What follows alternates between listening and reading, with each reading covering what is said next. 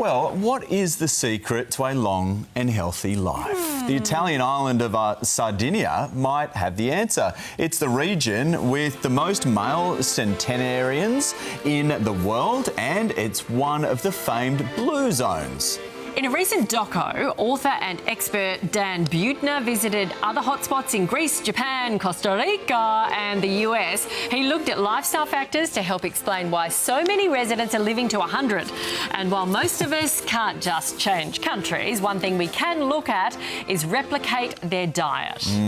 Here to tell us more is Sunrise nutritionist Sarah Di Lorenzo. Good morning to you. It feels like taking the stress out of everything. They're holiday destinations. Maybe that's the key. Yeah, they are. And they live a very, very humble way of life. But their dietary guidelines in the blue zones is it's a 95% plant-based diet, 5% would be animal. So things like when they use meat in their diet, it's really just to season recipes, and it would be like 4 times a month. Things like at very low sort of dairy, eggs would only be used to buy in recipes, but it is seasonal produce. It's what's locally harvested, fruit, vegetables, whole foods, real foods in their true form.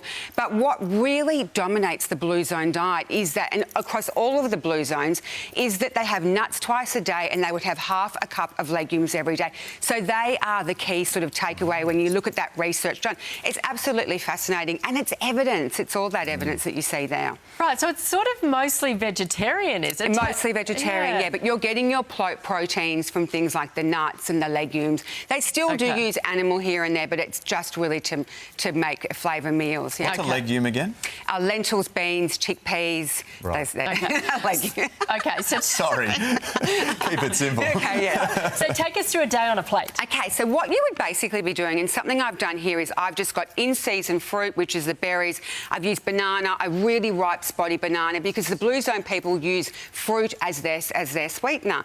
And I've just mashed together the banana, bound it together with egg, with oats just in its whole form, and just lightly fried it and made this pancake here. Yum. And then something that you would see for lunch. Now, bringing in the legumes, and that I used some black beans, but because sweet potato completely dominates the island of Okinawa, it's 65% of their diet. So I just got 65% of their diet is sweet potato. It is the purple one, so it's loaded with antioxidants. Yes, and then I mashed that together with some quinoa as a whole grain, and then I just basically made this patty here. So that's something great that you could do for lunch. And then, of course, leafy greens are very popular and they dominate that diet. And a bit of olive oil over the top. And I want to point out, in Ikaria, in Greece, they have 6 tablespoons a day of olive oil.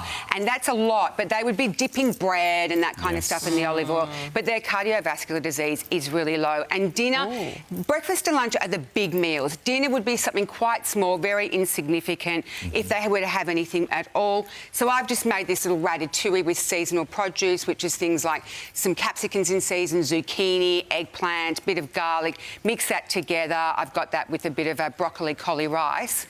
And I just want to make a little point that I got these recipes from my 4th book, The 10-10 I just thought I would point out where I sourced the recipes from. Fantastic. What about drinking? Now, I see you've got coffee here. Red wine, is that okay? Yes, so they do. So they have a little bit of wine. I would assume it would be that they would make it themselves, so it would be locally kind of manufactured, however you make one. I don't know how to make one, but yeah. And then just things like green tea. So green tea is great for it's antioxidants, lowering risk of cancer. Coffee they would have, which is great for lowering risk of dementia.